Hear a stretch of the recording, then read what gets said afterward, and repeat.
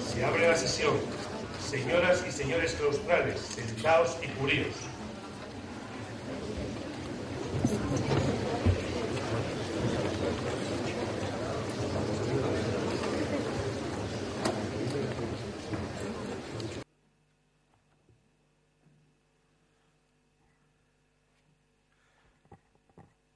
Tiene la palabra don José Blázquez Galaub, secretario general de la Universidad Internacional Menéndez Pelayo, para dar lectura al acuerdo del Consejo de Gobierno que origina esta sesión.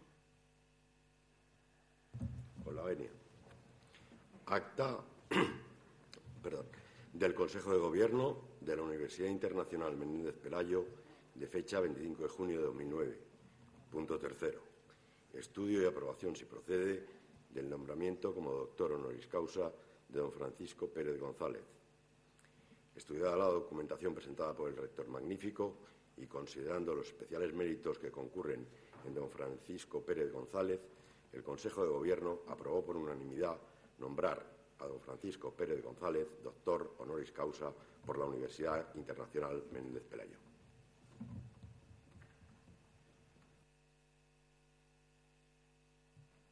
La madrina se servirá a conducir y acompañar a presencia de todos los claustrales aquí reunidos al excelentísimo señor candidato al grado de doctor.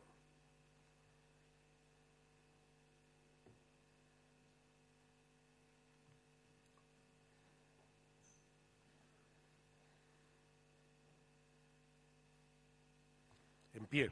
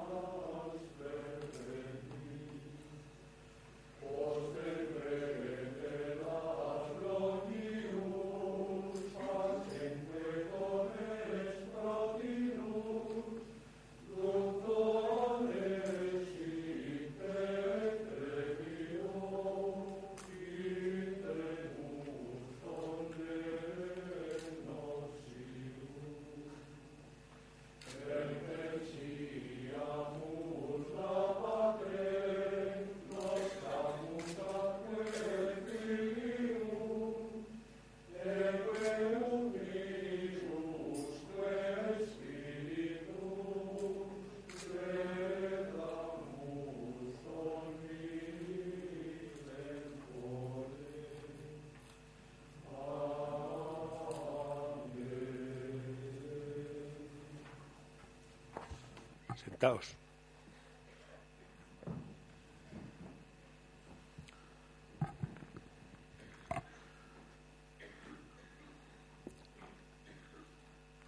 Tiene la palabra el señor don Javier Pradera Cortázar para que pronuncie la laudatio.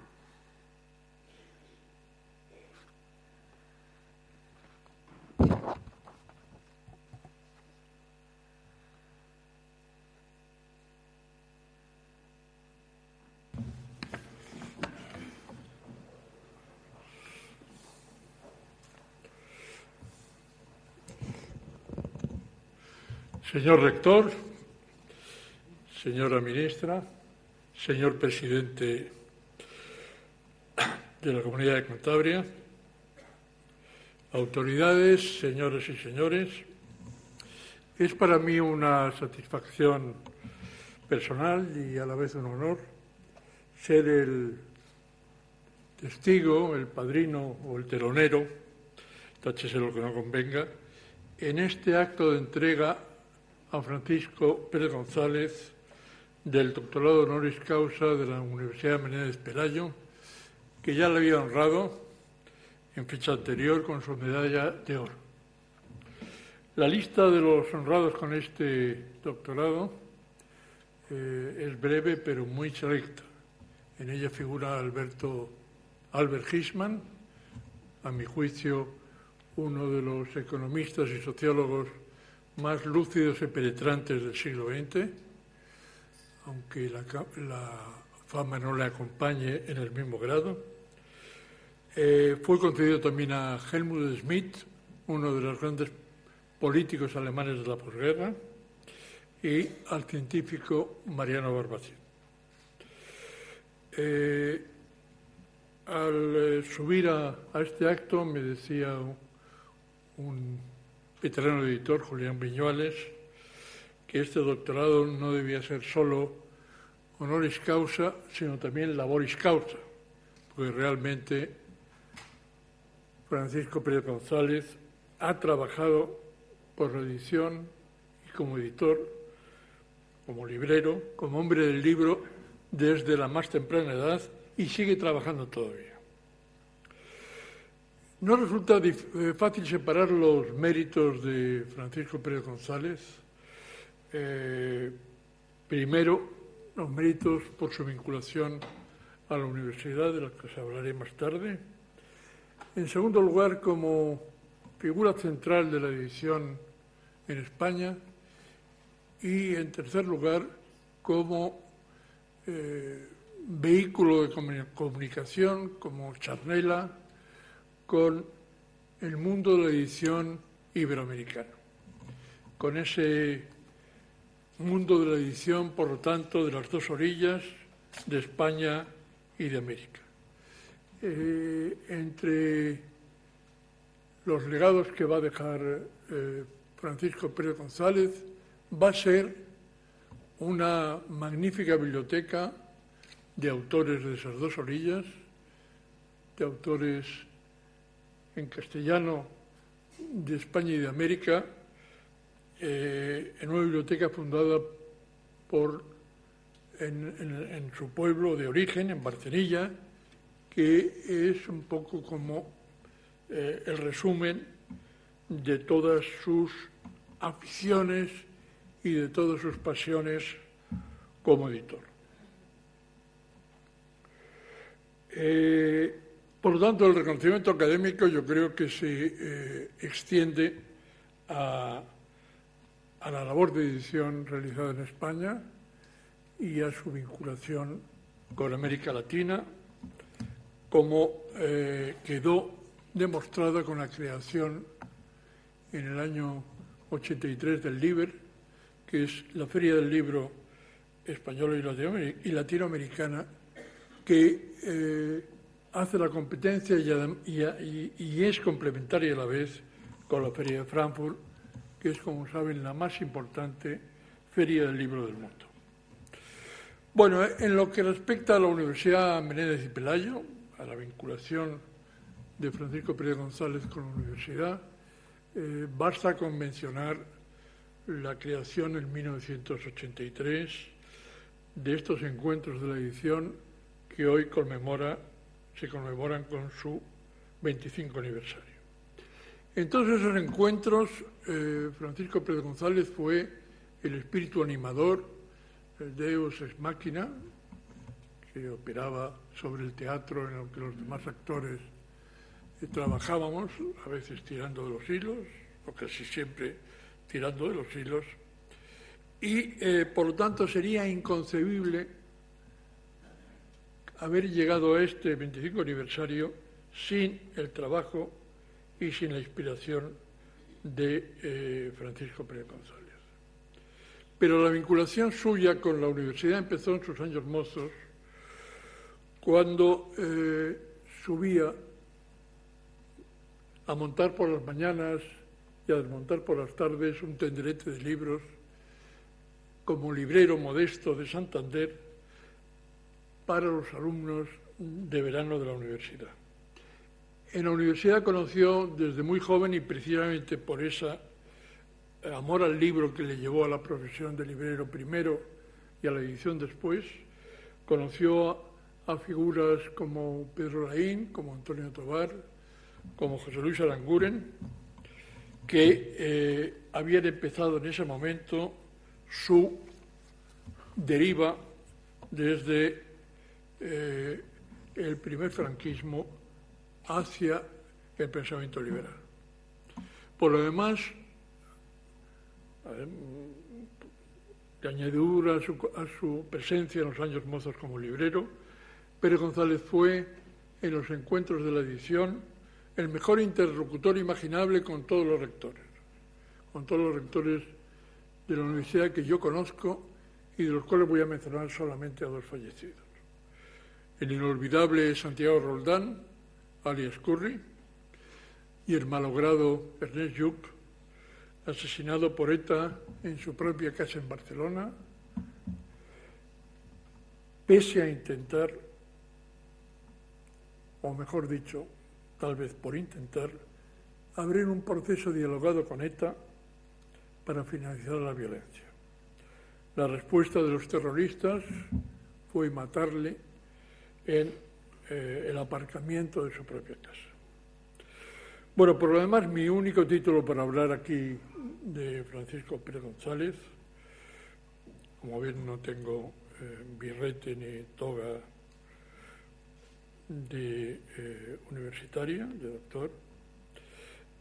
Mi único título es La vieja amistad, vieja para la salud, pero no tan vieja para los recuerdos, que me une con él desde que nos conocimos. No me acuerdo la fecha, no lo podría precisar, pero sí que entonces Francisco Pérez González era el director de una rompedora editorial llamada Taurus, y yo era un simple aprendiz de un oficio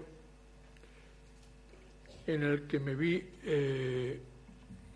inmerso por razones más bien accidentales, pero que fue luego el oficio principal de mi vida, que fue el de editor. Yo andaba laboralmente en aquella época en horas muy bajas, me habían encarcelado y procesado en 2 ocasiones, estaba inhabilitado para darme de alta en el Colegio de Abogados, había sido también apartado de la universidad, cuando el padre de mi amigo Gabriel Tortella me dio la oportunidad de entrar a trabajar en la editorial Tecnos, y de la editorial Tecnos pasé a Fondo de Cultura, y de Fondo de Cultura pasé a Alianza, sin solución de continuidad, y me convertí en un editor profesional. Gabriel García Márquez dice que el mejor oficio del mundo es el periodismo. Yo, que he sido editor y luego he sido periodista, y editor y periodista a la vez, me permito discrepar con el admirado Premio Nobel y decir que, a mi juicio y por experiencia, el mejor oficio del mundo es el oficio de editor. Y ese mejor oficio de editor, al menos en los años 60 o en los años 70, permitía a una persona, tuviese o no título académico, progresar hasta el conocimiento de todas las actividades de un complejo negocio, que era, por una parte, una labor artesana que se dedicaba a hacer, para emplear un viejo lenguaje marxiano, valor de uso, que era el libro, y que también se había obligado a ocuparse de todas las fases del negocio mercantil para producir el libro como valor de cambio. Y esa experiencia, esa actividad, repito, a mi juicio ha sido para mí el mejor oficio que he tenido, que he podido tener, fuera de oportunidades que tuve en muchos otros campos. Ese espíritu artesanal, en parte,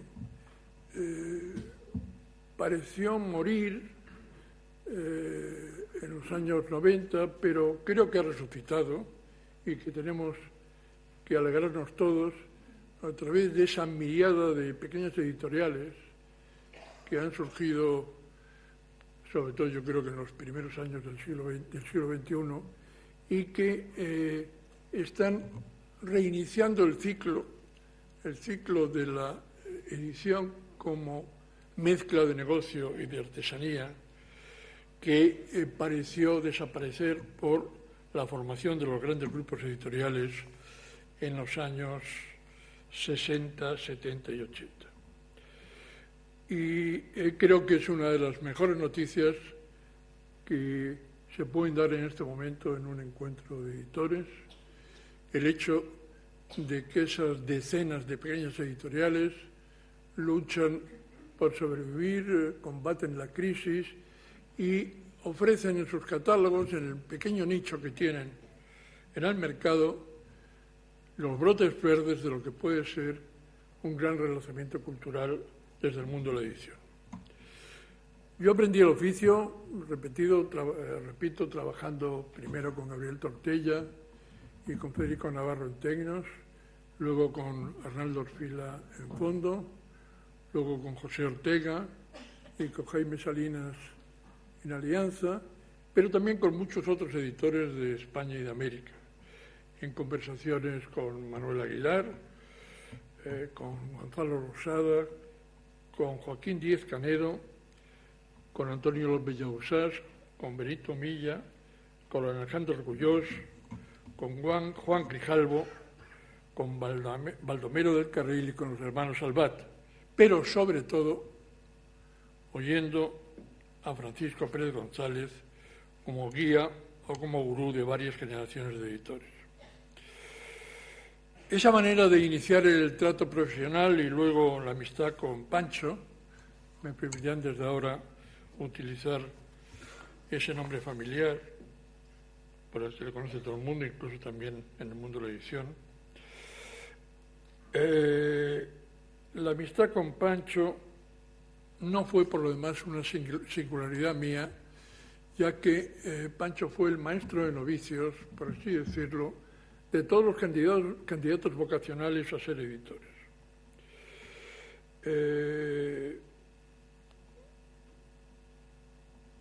Yo mencionaría como un ejemplo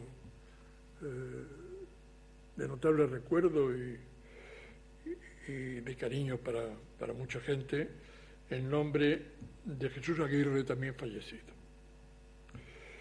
Los aguirrólogos intuimos cuando se casó con la duquesa de Alba y pasó a ser duque de Alba, que Jesús Aguirre desde muy pequeño sabía que iba a ser duque de Alba, que no era para él ningún misterio, sino que lo tenía esa revelación. Por supuesto, nadie lo sabíamos y lo podíamos saber, pero si alguien lo hubiese podido saber, habría sido Pancho. Pancho, que siempre ha sido una persona dotada de una capacidad especial para escrutar los misterios y para tratar de comunicarnos en un lenguaje hermético que casi nadie entiende y que a muchos desconcierta, pero que una vez trabajado y analizado da alguna pista para el entendimiento. Durante esa etapa preducal, Aguirre no solo fue el cura encargado de las bodas de los 3 hijos mayores de Pancho y de Celina, Pancho, Oliva y Celina, están aquí presentes, sino que también fue su más cercano amigo. Yo todavía guardo viva en la memoria una estampa casi viscontiana de Jesús Aguirre y Celina Araúna bailando a las 3 de la madrugada después de aquellas fiestas de verano que solía dar el patrimonio en el jardín de su casa en una urbanización de Las Matas. Aparte de esa vinculación familiar, Aguirre trabajó con Pancho en la etapa inicial de Taurus, hizo cosas tan notables como descubrir a Fernando Savater o a Francisco Calvo Sarayer como autores interesantes, a pesar de que tenían 18 o 20 años, publicar sus primeras obras, e incorporó a la cultura española la obra de Teilhard, de Rahner y de los grandes escritores de la Escuela de Frankfurt. Luego los caminos de la fortuna volverían a unir a Pancho y a Jesús Aguirre en Taurus, cuando la Santillana, fundada por Jesús Polanco y por Francisco Pérez González, se hizo cargo años después de la editorial. Pancho como presidente del Consejo de Administración y Jesús Aguirre como director general y literario, como siempre enfatizaba, por una razón que nunca entendimos, de la compañía. Bueno, Francisco Pérez González nació en Buenos Aires en 1926, volvió de padres oriundos del Valle de Cabuérniga, volvió a España en el año 32, con su madre y con sus hermanos. El cainismo de la guerra civil acabaría con las esperanzas y con las ilusiones de aquella familia. Y Pancho se vio obligado desde muy joven a trabajar y a plantearse la vida como trabajo. A Pancho le conocían sus amigos de Puerto Chico, como el Pampas, por su pasado indiano, y después de padecer los rigores dickensianos del temible internado de Villacarriedo, se puso a trabajar ayudando a sus hermanas en la papelería hispano-argentina. Y su pasión por los libros, su amor por los libros, le llevó a convertir esa papelería, que era una papelería importante en la Plaza de Pombo, a reconvertirla parcialmente en una librería. Cuenta la leyenda, y confirman algunos historiadores, que un día Bonifacio Alcarril, que era un gran editor argentino, propietario de MC, se detuvo ante el escaparate de Hispano-Argentina y vio asombrado que estaban sus libros, los libros de MC, y de otros muchos editores argentinos. Y entró en la tienda y le dio a Pancho la representación de sus libros. Aclararé a quienes viven en estos tiempos más felices que en aquellos tiempos libro argentino era casi equivalente al libro prohibido. Y así recuerdan a viejos amigos o viejos clientes de la librería hispano-argentina, como José Sámano y otros santanderinos de la época, cómo Pancho sacaba de los infiernos la carátula de un libro, que podía ser de Alberti, de Sartre, de Camus o de Neruda, para devolverlo con idéntica prontitud a las calderas de Pedro Botero, después de comprobar que el afán de compra, que el apetito del futuro comprador se había puesto en marcha. Y cuenta también la leyenda, y confirman algunos historiadores, que Pancho disponía en la calle Hernán Cortés de un cuarto de atrás en el que tenía el depósito de los libros prohibidos, de Losada, de MC, de Fondo de Cultura, de Grijalvo, de la Compañía General de Editores de México, y que llevaba allí a sus clientes de confianza para mostrárselos y para vendérselos. Yo, para aclarar un equívoco que le preocupa mucho a Pancho, diré que en esos libros prohibidos no había libros de pornografía. Es una cosa que le importa mucho a Pancho que conste en acta. Bueno, nuestro doctor honoris causa o laboris causa se trasladaría después a Madrid, fundaría la distribuidora Spon Argentina, que hizo circular esos libros autorizados o prohibidos de Argentina y de México por toda España. Luego fundó con Jesús Polanco Santillana. En cualquier caso, y abandonó el negocio de la distribución. En cualquier caso, ni yo ni nadie, yo creo que nunca, se podrá saber cuál pudo ser el papel desempeñado por la importación y el comercio de libros prohibidos sobre el cambio de mentalidad de la sociedad española a la que hacía referencia anteriormente el rector, en los años 60 y 70, y en la aparición de los primeros brotes de oposición a la dictadura entre los universitarios y los profesionales.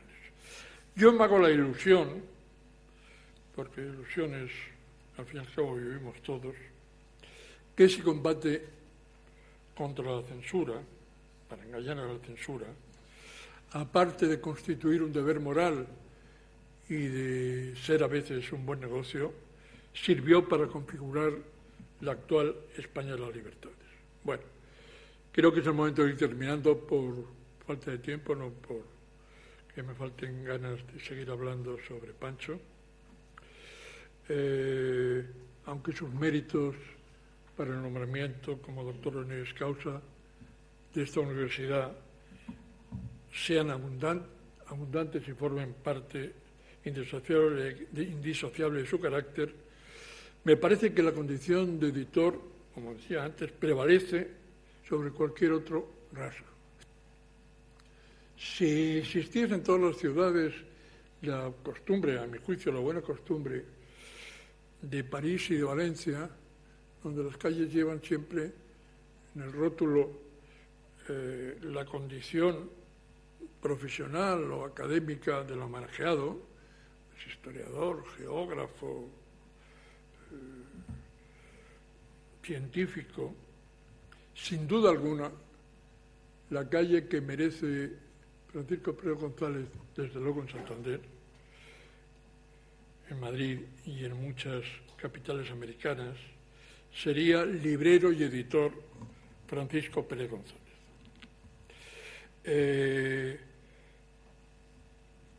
Creo que el reconocimiento de la universidad a esta figura que para nosotros ha sido tan importante en el mundo de la edición,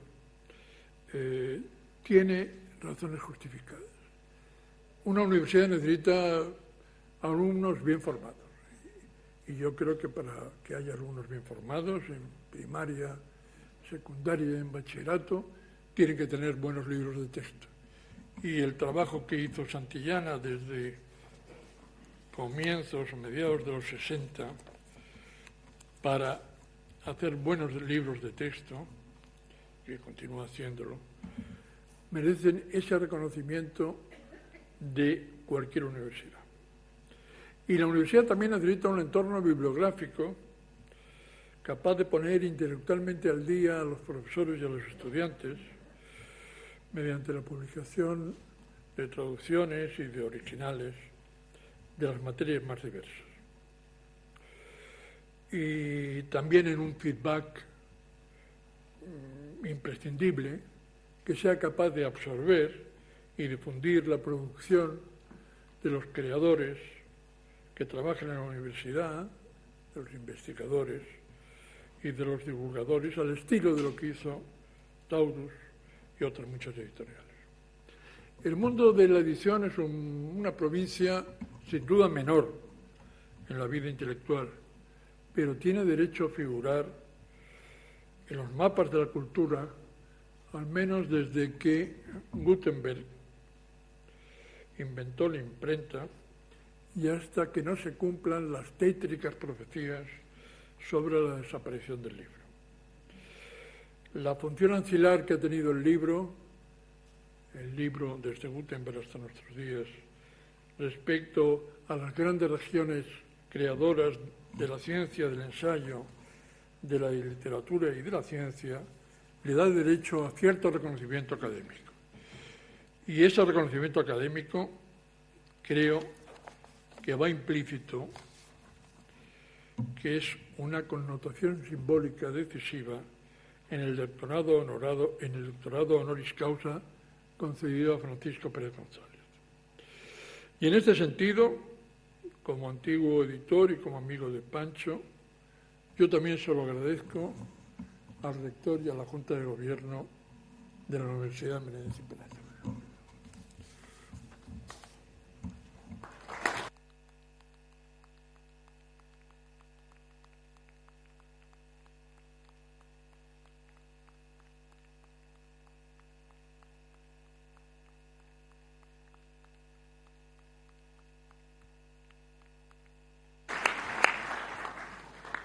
Se va a proceder a tomar promesa al candidato al grado de doctor en Filosofía y Letras. En pie.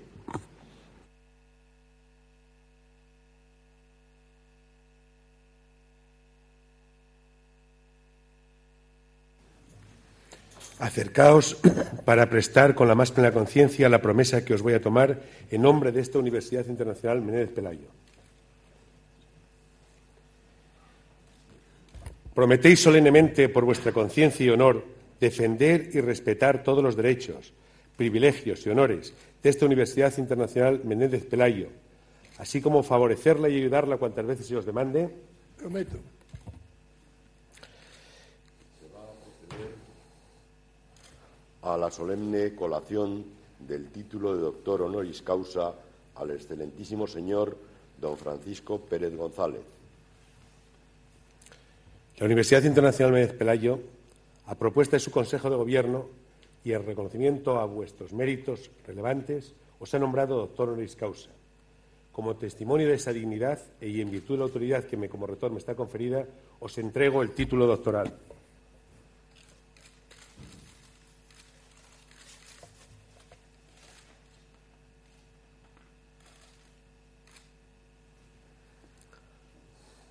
Muchas gracias.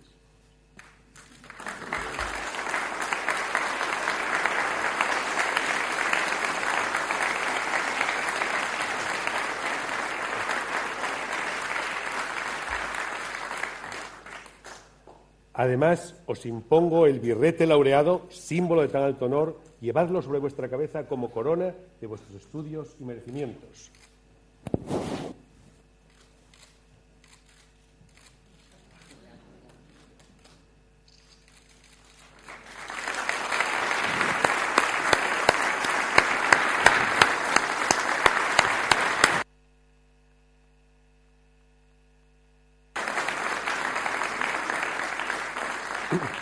Recibid ahora los restantes atributos de este nombramiento y distinción, a saber, el libro de la ciencia, que es preciso cultivéis y difundáis, y que os ha de servir como aviso de que, por grandes que sean vuestros méritos y talentos, siempre deberéis manifestar reverencia, respeto y consideración a quienes fueron vuestros maestros.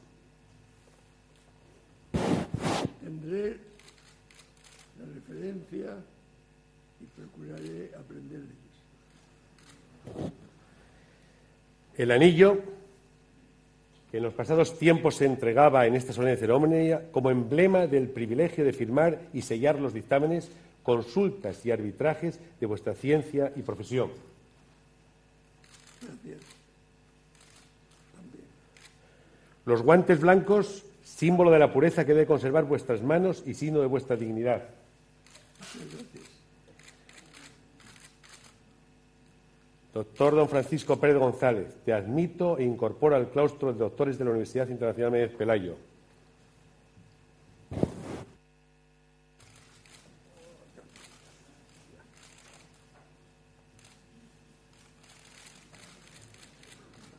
Bueno, gracias. Bueno, porque os habéis incorporado a esta universidad, recibid ahora el nombre del claustro, el abrazo de fraternidad de los que se honran y congratulan de ser vuestros hermanos y compañeros.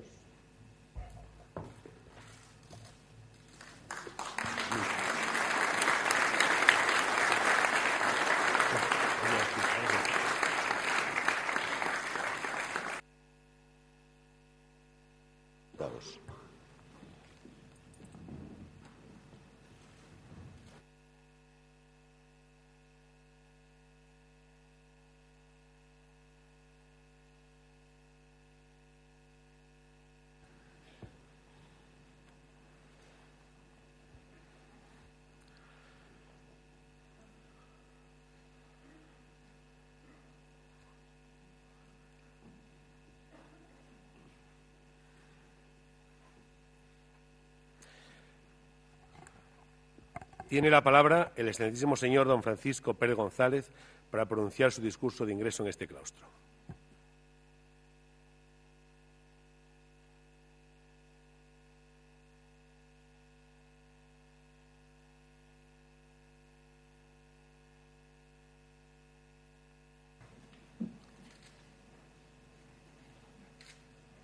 No sé si acertaré.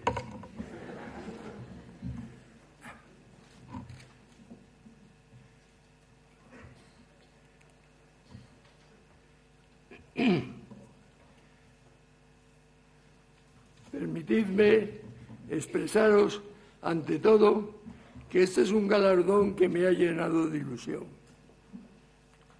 Es como un regalo emotivo y emblemático en una relación que ha alcanzado ya sus bodas de oro. Yo me aproximé por primera vez a esta universidad a principios de los años 50. Entonces, era un centro universitario y veraniego de una ciudad que ofrecía en las vacaciones estivales un clima fresco, una convivencia tranquila, una elegancia clásica. En estas aulas impartían lecciones magistrales Pedro Lainentralgo, Antonio Tobar, José Luis López Aranguren.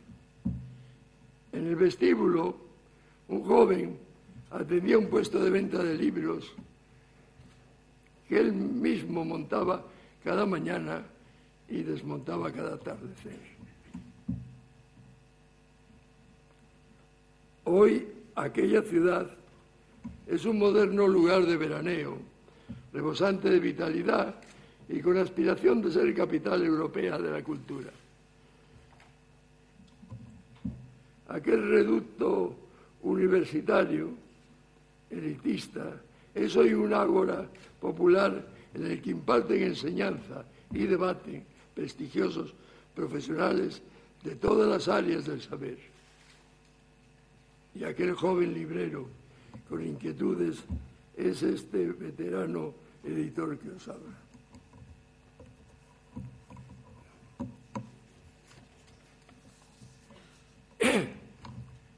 En el camino recorrido, que incluye la celebración durante 25 años de un curso para editores en esta universidad, he luchado siempre por ampliar el acceso a la lectura.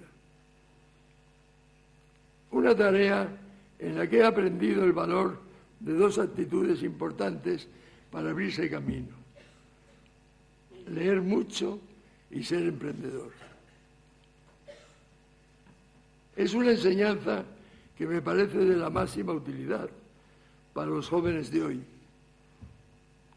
porque la crisis les coloca ante el reto de convertir las adversidades en oportunidades. Quiero agradecer la generosidad de la Universidad Menéndez Pelayo y de su rector en particular, Salvador Ortega. Por este galardón que pone broche de oro a una larga vinculación con la UIN. Una relación que va a continuar y que trataremos de que sea más provechosa aún para el diálogo y la cooperación entre España e Iberoamérica.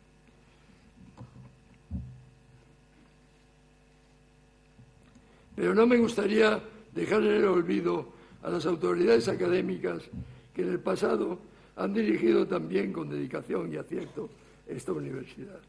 A veces echo de menos que se recuerde la contribución de los predecesores en el logro de los éxitos.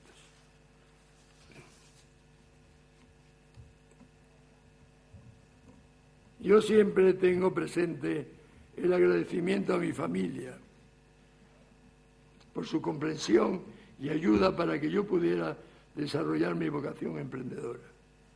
Y hoy aquí, en este Paraninfo, mi recordatorio especial quiere ser un tributo a la memoria de la víctima del terrorismo, que fue mi amigo y rector de la UIN, Ernest Lluch. Muchas gracias a todos.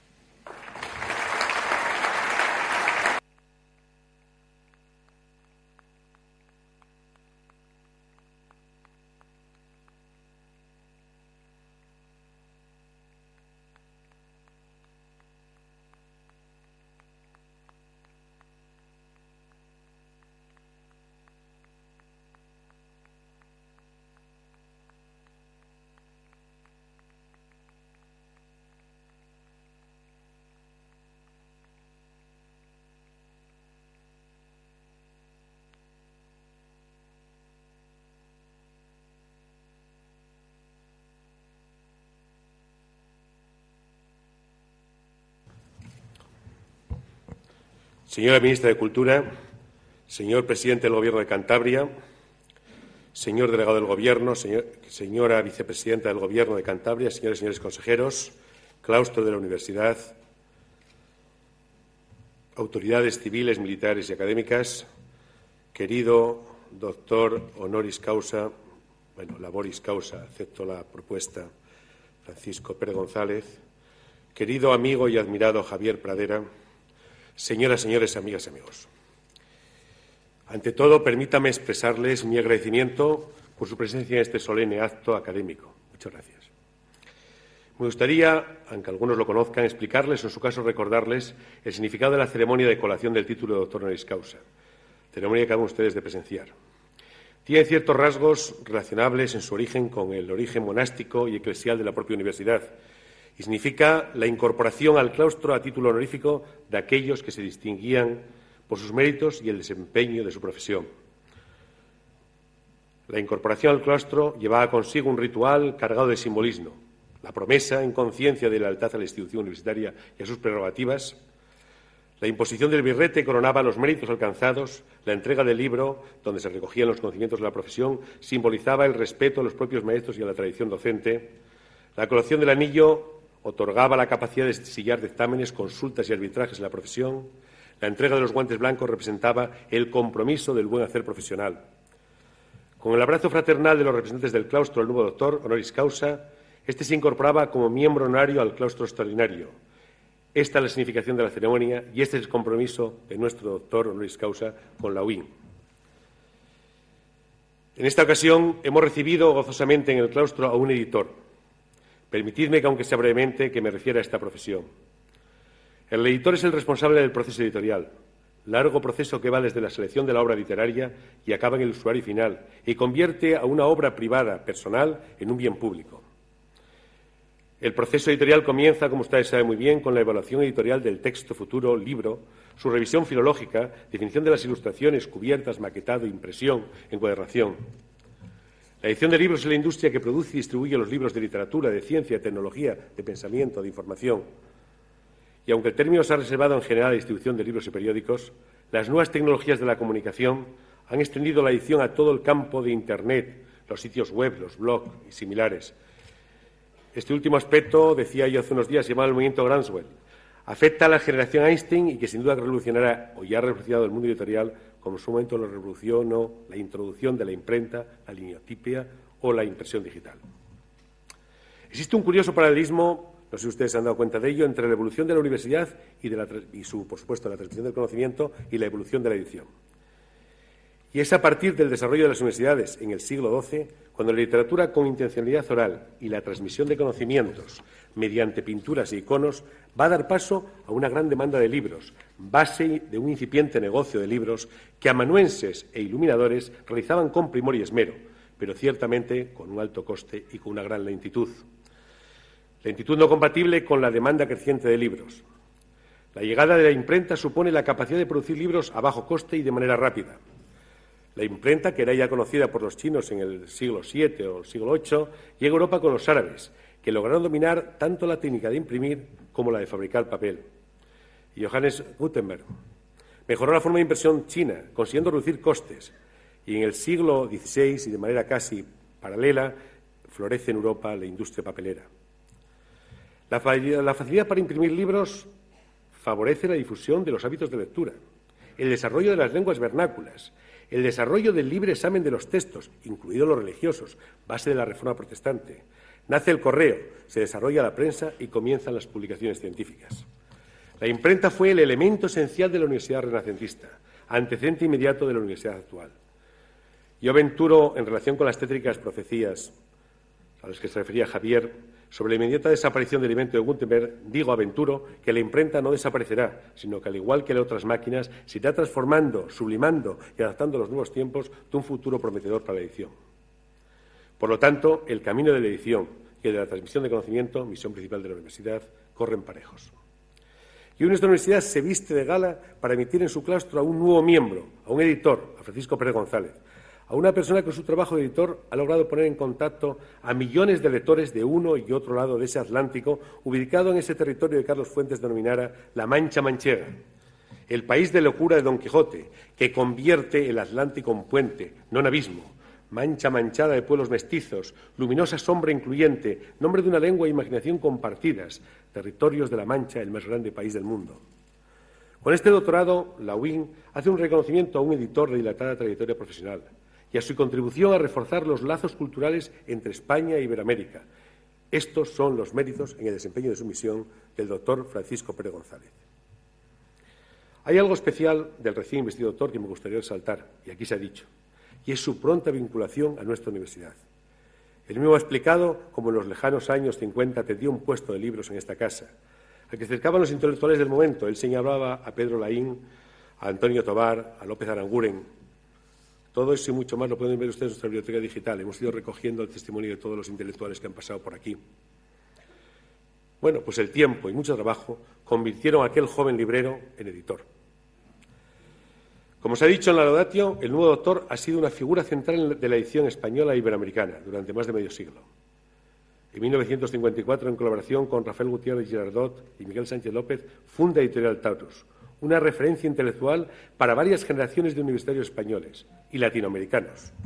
Su amplio catálogo extendió a la lógica, a la filosofía, a las matemáticas, la física contemporánea, dando a conocer pensadores como Popper o Wittgenstein o muchos más, la verdad que un número infinito de personas. Nuestro querido Pancho ha tenido más la suerte de contemplar el éxito de sus esfuerzos editoriales en toda su plenitud. Fue el protagonista de la implantación y extensión de su obra editorial por toda Iberoamérica y América Central. Nuestro doctorado ejerció el magisterio de su profesión y ayudó a muchos editores neófitos a conocer las reglas de las diferentes ramas del oficio, desde la contratación de autores y traductores de obras hasta la comercialización de los libros, pasando por la compra de papel, el diseño, la producción, la encuadernación. Y en esta línea de maestro-editor, Pancho fue, aquí, como ejemplo, el gran guionista y el introductor del gran guionista Rafael Azcona en el mundo de los libros, y en su colección El Club de la Sonrisa, donde Azcona publica Repelente Niño Vicente, obra de referencia del humor inteligente español del siglo XX. Yo, un joven inquieto de los años 60, puedo aseverar que la importación y comercio de libros prohibidos calmó la sed intelectual de los jóvenes y no tan jóvenes universitarios, que buscábamos ansiosamente conocer las escuelas de pensamiento europeo o la propia reflexión sobre nuestro inmediato pasado o sobre la incertidumbre que planteaba la salida del régimen. Y sin duda el debate intelectual en estos foros fue útil tanto para provocar presión interna contra el régimen dictatorial como para el diseño de la transición política a la democracia. Y parafraseando al autor de la Laudatio, que decía textualmente: yo me hago la ilusión de que ese combate por engañar a la censura se refería con la importación y el comercio de libros prohibidos, aparte de constituir un deber moral, algo habrá servido para configurar la actual España de las libertades. Y añado, no solo ha servido, sino que en esos libros vivimos una libertad, una Second Life virtual antes de disfrutar la libertad. Para nuestro buen amigo Pancho, y a título de ejemplo, hizo muchas cosas, muchas más. Yo, la verdad, que anécdotas y muchas, a mí las he ido refiriendo. Yo creo que me gustaría resaltar una en la que su editorial contrató al viejo profesor, a Enrique Tierno Galván, cuando fue expulsado de la Universidad de Salamanca por motivos políticos. Mientras Tierno dirigió la biblioteca política Taurus, ambos trabaron una relación de estrecha colaboración y de gran entendimiento. Este reconocimiento universitario al señor Pérez González quisiéramos que se extendiera al mundo editorial, concretamente a la Federación del Gremio de Editores de España, que este año celebra su 25 aniversario de sus encuentros de la edición en esta universidad. Su larga trayectoria avala su representatividad como editor, tanto en España como por su contribución al establecimiento y consolidación de los estrechos vínculos de ida y vuelta con América Latina. Y a estos efectos se puede recordar la creación en 1983 del LIBER, como Feria Anual del Libro Iberoamericano, que se celebra alternativamente en Madrid y Barcelona. A principios de los años 70, Pancho, nuestro querido Pancho, empezó a guardar en su casona de Cabuérniga libros comprados en países iberoamericanos sobre las más diversas materias, aunque principalmente de historia y literatura. 30 años después, los volúmenes acumulados constituyen una de las mejores bibliotecas privadas españolas sobre Iberoamérica y forman parte de los fondos de la Fundación Barcenillas, creada recientemente por Pancho para favorecer el diálogo entre españoles e iberoamericanos.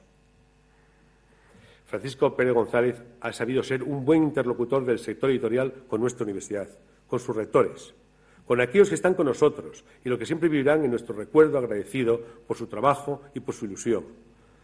O, como en el caso del profesor Ernest Lluch, nuestro recuerdo por haber sabido dar la vida por nuestra libertad. He leído en alguna parte que nuestro querido amigo Pancho ha dicho que la UIN, la Universidad Internacional de Pelayo, es cobijo y ventana para el libro, la cultura e Iberoamérica.